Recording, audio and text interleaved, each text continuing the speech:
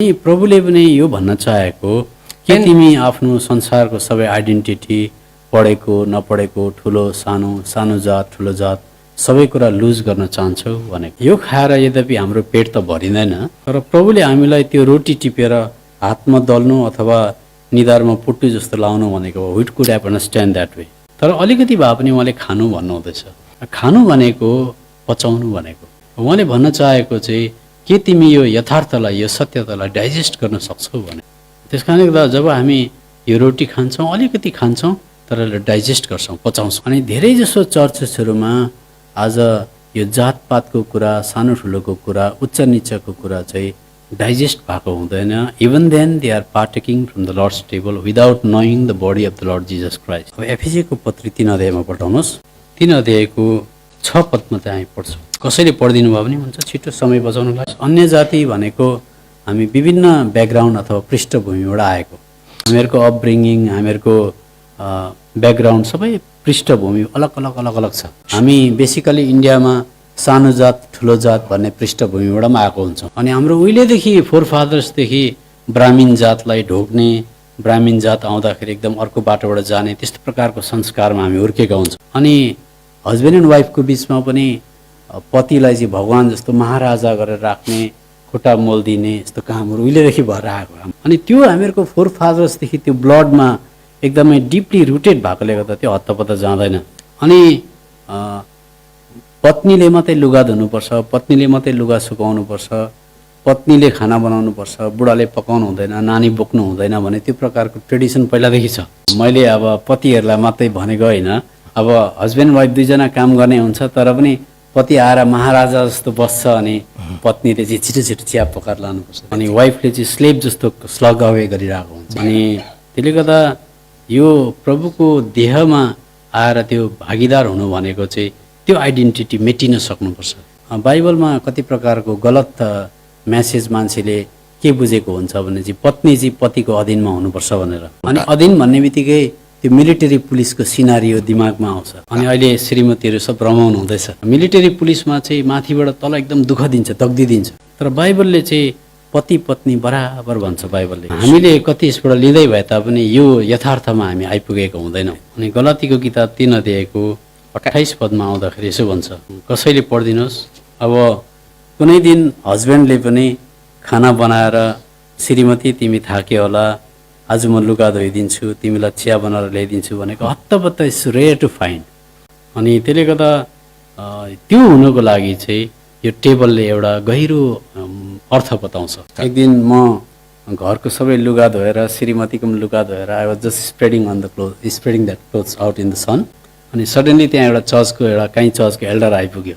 अनि म सबै त्यो इनर गार्मेन्ट्सहरू म सुकाइदिँदै थिएँ। अनि वाज सक टु सी द्याट, तपाईँले यस्तो गरेको? अन्त मैले भने मेरो वाइफ हो, बाइबलले भन्छ मेरो शरीरलाई मेरो वाइफको शरीरलाई मेरो शरीर जस्तै प्रेम गर्नुपर्छ भनेको छ। अनि उसले जिब्रो बाहिर निकाला।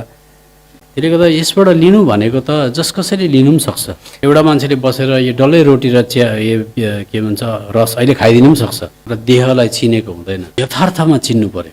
त्यसले गर्दा हाम्रो इन्डियामा चाहिँ मलाई लाग्छ अझै पनि यो जातपात ठुलो सानो उच्च निच हस्बेन्ड एन्ड वाइफको डिफ्रेन्स अझै पनि गएको छैन।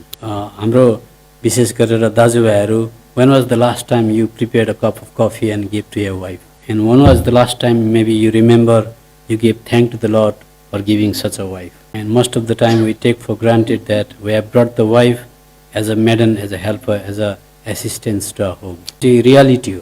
त्यसले गर्दा त्यो सच्चाइमा आउनको लागि चाहिँ सेल्फ डिनायल चाहिन्छ।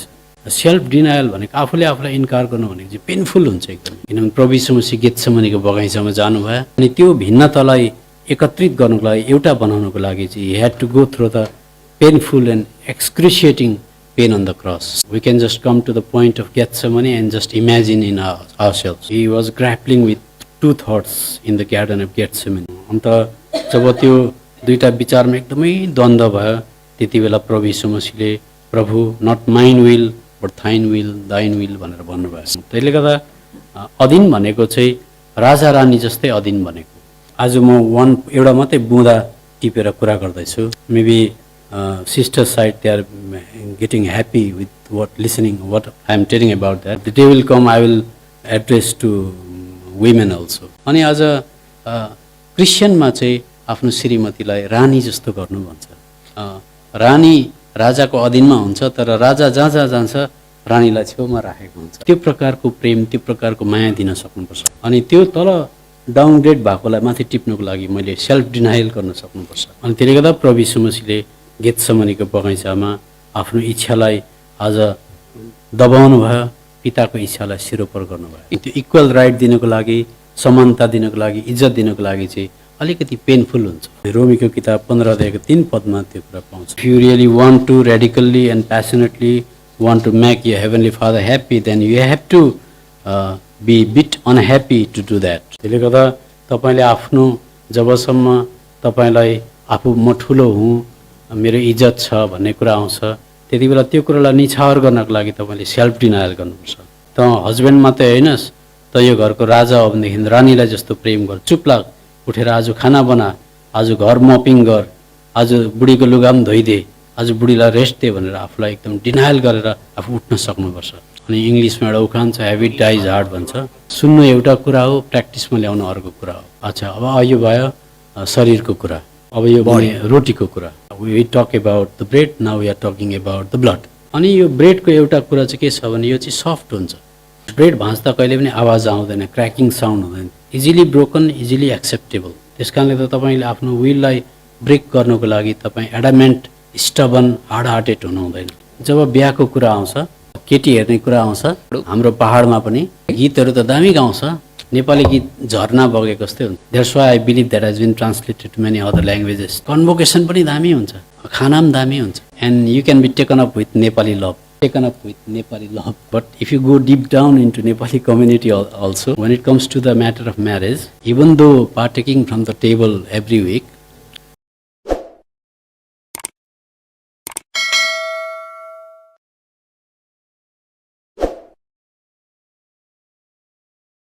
केटीको कुरा गर्ने कुन चाहिँ जातको, हाम्रै जातको हो के, हाम्रो गाउँमा त एक्सेप्ट गर्दैन। सी रियालिटी, जबसम्म जातको विभिन्नता मेटिँदैन हाम्रो जीवनबाट, तबसम्म हामीले यो टेबलबाट खानु भनेको चाहिँ चिया दोकानबाट खाएको जस्तै हो। यो त नचिनिकन खानु भनेको चाहिँ त्यो ग्रेभिटी, त्यो गहनतालाई नबुझिकन खानु। म पनि अब भन्नुको लागि टेस्टिमोनी भन्नु पऱ्यो भने त ब्राह्मीण फ्यामिलीबाट आएको हो।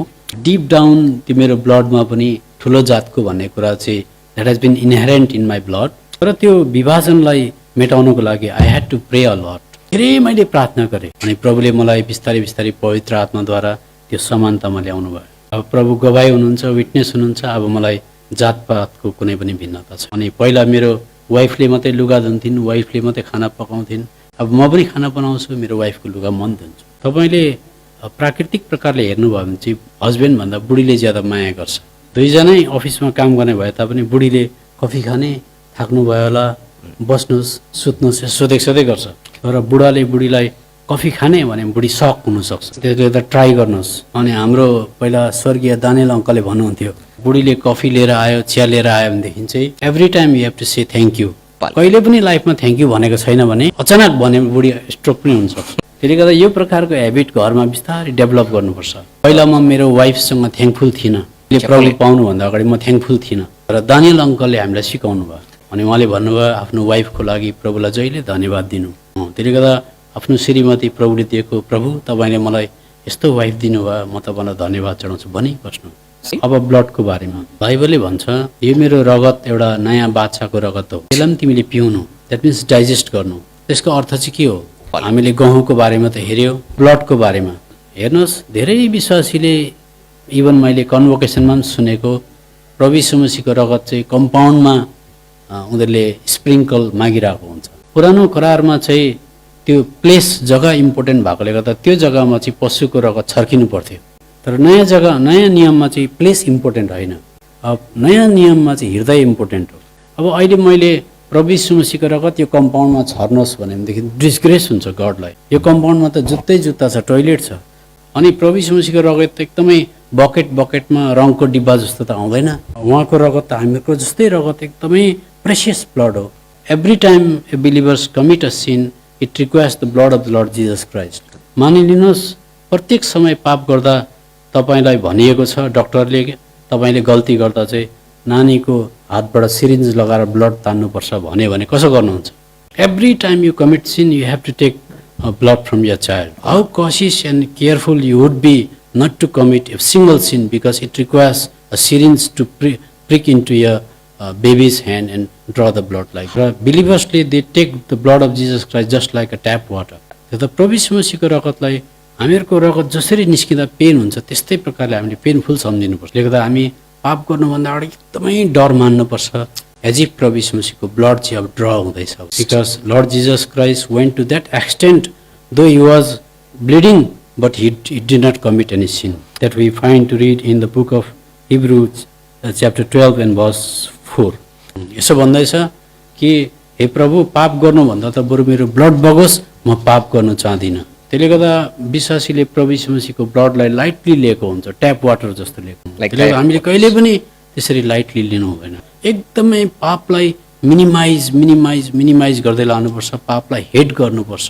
To the extent though we have to bleed we should not be committing any sins like that. अब पाप कसरी नगरी बस्ने त्यो म एउटा कुरा बताउँछु। पुरानो नियममा पाप गर्ने बित्तिकै एउटा पापको एउटा बाख्रा अथवा एउटा भेडाको पाठा एउटा गोरु काट्नु पर्थ्यो। अब एउटा बाख्राको दाम कति पर्छ भन्नुहोस्, गोरुको दाम जोड्नुहोस्। विश्वासीले सजिलै पाप गर्छ, अन्त प्रभु तपाईँको रगतले मलाई धुनुहोस्, एज इफ त्यो ट्याप वाटर जस्तै सम्झिन्छ। अब अहिले नयाँ नियममा पाप गर्ने बित्तिकै मानिलिनुहोस् एउटा बाख्रा जान्छ अरे तपाईँको, कसो गर्नुहुन्छ? How careful you would be like. Single sin one goat will go away. दुईटा सिन गर्यो, दुईटा बाख्रा गइहाल्यो। Then the husband will start telling like that, बुढिया पाप नगर ल, यस्तो प्रकार हो भने त हामी त गरिब हुने रहेछ, नरिसौ ल, चारवटा बाख्रा मात्रै छ, 4 खेप रिसायो भने 4वटा बाख्रा गयो। त्यो बाख्रा जान्छ भनेरै मान्छे रिसाउन छोड्छ। अझै अर्को नमुना भन्नु पर्यो भने एक खेप पाप गर्दा ब्याङ्क ब्यालेन्स 5000 माइनस भयो। अब विचार गर्नुहोस्, पैसालाई कति साह्रो माया गर्छ मान्छेले। त्यसले गर्दा मान्छेले पैसालाई यति साह्रो प्रेम गर्छ कि बरु थप्पड खानु परोस् $5000 जान दिँदैन। थप्पड खायो भने हाँस्छ ऊ, बरु एकदम रिसायो भने $5000 गइहाल्छ। तर प्रभु यीशु मसीहको रगतलाई त्यसरी किम्ती मान्दैन। पाप गर्यो धोइदिनुहोस्, पाप गर्यो धोइदिनुहोस्। त्यसले गर्दा तपाईँले पाप भन्ने कुरा चाहिँ म गर्नै चाहदिनँ, बरु ब्लिड हुनु परोस्, म पाप गर्दिनँ भन्ने एटिच्युड तपाईँकोमा जन्मेको। यसले बताउँछ तपाईँ प्रभुलाई भन्दा बाख्रालाई, प्रभुलाई भन्दा पैसालाई प्रेम गर्नुहुन्छ, प्रभुलाई भन्दा नानीलाई ज्यादा माया गर्छ। अनि हामीले एकाउन्ट दिनुपर्छ, हिसाब दिनुपर्छ। हामी त्यस कारणले त प्रभुको शरीरलाई चिनेर यो रोटीबाट प्यालाबाट ल्याउँ। अनि यो चाहिँ टेबल र रोटीको मेसेज भयो। अब अर्को विषय हामी हेर्छौँ। हामीले उपासनाको विषयलाई हामीले हेर्दैछौँ अहिले पनि। जब हामी यो संसारमा आउँछौँ हामी रित्तो हात आएको हुन्छौँ, अनि जब यो संसारमा हामी बढ्दै जान्छौँ हामीलाई बोनसहरू दिँदै जान्छ। अब बोनसको रूपमा पहिला नानीको निम्ति आज ऱ्यापिङ क्लोथ्स आउँछ, त्यसको पछाडि कुकुरो आउँछ, त्यसको बादमा केटी हो भनेदेखि गुडियाहरू आउँछ, टोयहरू आउँछ। अनि बढ्दै गइसकेपछि लुगाहरू, ड्रेसहरू, राम्रो घर गाडीहरू हुँदै हुँदै भोकलहरू राम्रो, ब्युटी, गुड लुकिङ हुँदै शिक्षा हुँदै वाइफहरू, घरहरू हुन थाल्छ। बोनस बढ्दै जान्छ। जस्तो एउटा कम्पनीमा काम गरेको जस्तै हो। कम्पनीमा काम गर्दाखेरि दुईटा कुरा पाउँछ, one is salary, other is bonus. Salary is always right. When you are not given salary even you can move to the court. तर बोनस चाहिँ राइट होइन। Any time the company can withdraw the bonus. So similarly in that sense when you are born we are empty but we are working in the God's company. God is our salary, God is our right. कम्पनीमा काम गर्ने इम्प्लोइले कहिले पनि बोनसको लागि fight गर्न सक्दैन। It's only when the company swell up they are gracious enough to give you as a token of love, as a bonus. त्यही सिद्धान्त बाइबलमा लागू हुन्छ विश्वासीलाई। उत्पत्ति 15 अध्यायको 1 पद। यी कुराहरू पछि दर्शनमा परमप्रभुको यसो भन्ने वचन अब्राहमका आयो, हे अब्राहम नडराऊ, तिम्रो ढाल र तिम्रो अत्यन्त महान इनाम मनाइ हुँ। अर्को शब्दमा भन्नु पर्यो भने चाहिँ अब्राहम तेरो स्यालेरी, तेरो तनखा चाहिँ म हो। You can claim me any time you want, तर bonus that you cannot claim like that. अब त्यसले गर्दा बाइबलमा तपाईँले यो उपासना भन्ने को 4वटा सिद्धान्त तपाईँले देख्न सक्नुहुन्छ। थ्रु आउट द बाइबल एउटै यो सिद्धान्त that runs from book of Genesis to the book of Revelation. अब यता विचार मलाई हेर्नुहोस्, अब्राहम जन्मियो, अब्राहम जन्मिँदा रितै आएको थियो, त्यसको बादमा one after another bonus was added on to him and one day he received a special bonus and that was Isaac. अब अब्राहमले उपासना गर्यो भन्छ 22 अध्यायमा, पढ्दैनौँ तर सुन्छौँ मात्रै। अब अब्राहमले उपासना गर्यो भन्दैछ यहाँ। What amounts to worship actually in fact. उपासना भनेको चाहिँ प्रभु म तपाईँको अगाडि दण्डवत गर्छु, तपाईँको डिलिङ्सको अगाडि, तपाईँको व्यवहारको अगाडि, तपाईँ मेरो राइट हुनुहुन्छ, स्यालेरी हुनुहुन्छ, तर bonus any time you can withdraw. तपाईँ एक समयमा चाहिँ क्लाइमेक्समा पुग्नुहुन्छ, सेचुरेसन पोइन्टमा पुग्नुहुन्छ, तपाईँको भोकल राम्रो हुन्छ, तपाईँको गुड लुकिङ, तपाईँ ह्यान्डसम, धनी, कारहरू, गाडीहरू, बङ्गलाहरू सब हुन्छ, एक समय क्लाइमेक्स हुन्छ। तर बिस्तारै बिस्तारै परमेश्वरले त्यो बोनसलाई विथड्र गर्न थाल्नुहुन्छ। तपाईँको सुन्दरी वाइफलाई प्रभुले लानुहुन्छ। आइज्याकलाई उहाँले माग्नुभयो, I am your exceeding reward, I want to take back your Isaac, what will be your reaction now? अब्राहमले भने, okay lord, I am happy with the giver and less happy with the gift, you are everything to me. त्यसलाई भन्छ worship. First principal यहाँ देख्नुभयो, पाउँदा होइन, जाँदाखेरि उसले वर्सिप गर्यो। बाइबलमा 4 जना मान्छेले वर्सिप गरेको छ, त्यो चाहिँ पाउँदा हेर्दा जाँदाखेरि वर्सिप गरेको छ। त्यसले गर्दा त्यही सिद्धान्त चाहिँ that runs throughout the Bible. अयुबको किताबमा आउनुहोस्। अब समय बचाउनको लागि हामीले पद पढेनौँ, अयुबको किताबमा त्यहाँ पनि हामी पढ्दैनौँ, तर पल्टाउँछौँ मात्रै। अनि अयुबको पनि यहाँनिर सब चिज बोनस थियो लाइफमा, भेडा बाख्रा, स्वास्नी, छोराछोरीहरू सबै प्रकार। The day came in his life when God withdrew every bonuses that had been given to him. And here also we find the expression that Job worshipped the Lord. But when did he worship the Lord? In receiving or while he was forsaking everything? Worship भनेको चाहिँ एउटा नियत हो, attitude हो। जब तपाईँको mobile हरायो भने पनि instead of murmuring and complaining, going around with your red face like that, तपाईँको रियाक्सन चाहिँ छ, प्रभु म यस संसारमा जन्मिँदा आइफोन लिएर जन्मेको थिइनँ, हरायो iPhone, thank you so much भन्नु, यु आर अ वर्सिपर। त्यसले गर्दा जाँदाखेरि मान्छेको एटिट्युड कस्तो हुन्छ, त्यसलाई द्याट एमाउन्ट्स टु वर्सिप। 2 जग्गा पाए हामीले। त्यहाँनिर दाउद राजा चाहिँ जङ्गलमा रुँदै रुँदै हिँड्दैछ। 15 अध्यायको 30 पद, 2 स्यामुएल च्याप्टर 15 भर्स 30। हेर्नुहोस्, दाउद राजा जब संसारमा जन्मेको थियो रित्तै थियो, अनि बिस्तारै बिस्तारै उसकोमा बोनस थपिँदै गयो। राजदरबार, रानीहरू, भारदारहरू, खुट्टामा जुत्ता, राजकीय पोसाक, शिरमा मुकुट, इज्जत सम्मान, सब चिज बोनस थियो। Time came in his life also, now he has lost everything, he is bare footed. टाउकोमा टोपी पनि छैन, इज्जत पनि छैन, भारदार पनि छैन, राजकीय वस्त्र पनि छैन। अब त्यति बेला दाउदले वर्सिप गर्यो भनेर लेखेको छ। दाउद राजाले वर्सिप गर्यो भन्दैछ। अब्राहमले उपासना गर्यो इजाकलाई गुमाउँदाखेरि, अयुबले उपासना गर्यो सब कुछ गुमाउँदा हराउँदाखेरि, दाउदले उपासना गर्यो सबै कुरा गुमाउँदाखेरि। त्यसले गर्दा जब जब हाम्रो प्रिसियस कुराहरू, हामीले प्रेम गरेको कुराहरू हामी गुमाउँछौँ, मानिलियो कतिचोटि त काखको नानी पनि गुमाउनुपर्छ, हेल्थ गुमाउनुपर्छ, प्रतिष्ठा मर्यादाहरू पनि गुमाउनुपर्छ, तर कुनै पनि कुराले त्यो क्रिस्चियनलाई इफेक्ट गरेन, प्रभाव पारेन भने चाहिँ he has reached to the level of worshiping God. त्यसले गर्दा simply singing, clapping your hands, swinging a body like that doesn't amount to anything. Even giving money and doing all kinds of things doesn't going to impress the Lord. When you reach to the level of worship, when you forsake everything in a moment of temptation, even then your reaction is thank you God, then nothing can attract you, attach you like that. Even कतिचोटि वाइफले खाना serve गर्दा चिसो खाना छ भने पनि उसले thank you भन्छ। उसले त्यो नदेखिने हातलाई देखेको हुन्छ त्यहाँ, त्यो मान्छेलाई वर्सिपर भन्छ। उसको जीवनमा गनगन हुँदैन, उसको जीवनमा डिस्कस डिबेट हुँदैन, उसको पैसा आउँदा खुसी हुने, पैसा जाँदा दुखी हुने पनि। एकदमै अनमोल कुराहरू गुम्यो भने पनि उसको प्रतिक्रिया एउटै हुन्छ, माई स्यालेरी इज इन्ट्याक्ट भन्छ उसले। तर तपाईँ जब बोनससँग फाइट गर्दै हुनुहुन्छ भने चाहिँ तपाईँ स्यालेरीसँग कन्टेन्टेड हुनुहुन्न भन्छ। Maybe you are reach to the level of prayer, praise, singing, everything, sorry to say you haven't reach to the level of worship. अब एउटा लास्ट म मुखले मात्रै भन्छु, यहाँनिर दाउदलाई एउटा छोरा दिएको थियो परमेश्वरले एज अ बोनस, अनि आज 12 अध्यायको 15 पदको हेडिङमा लेखेको छ दाउदको यो बालक मर्यो भन्दैछ। त्यो त अब यो बच्चा जब मर्यो, यो नानी हुन्जेलसम्म उसको प्रतिक्रिया कस्तो थियो, नानी जाँदा उसको प्रतिक्रिया कस्तो, क्ल्यारिटीको लागि 20 पद पढिदिइहाल्नुहोस्। त्यति मात्रै हेर्नुहोस्, यहाँनिर उसले आफ्नो नानी मरिसक्दाखेरि वर्सिप गर्यो। त्यो अब तपाईँले बाइबलमा खालि 4 जग्गा मात्रै पाउनुभयो वर्सिप भन्ने कुरा। They acted out worship in fact. त्यो जग्गा चाहिँ वर्सिप गर भनेर लेखेको छ। लेट अस वर्सिप पनि भनेर लेखेको छ। तर यो 4 जना मान्छेले चाहिँ, अथवा 3 जना मान्छेले चाहिँ वर्सिप एक्टेड आउट गरेर देखायो। प्रभुले हामीलाई सहायता गरेका हुन्, हामीलाई उपासक बनाएका हुन्। अनि त्यो उपासना चाहिँ जब हामी केही कुरो जीवनमा गुमाउँछौँ प्रेसियस, त्यति बेला हाम्रो एटिच्युडलाई चाहिँ वर्सिप भन्छ।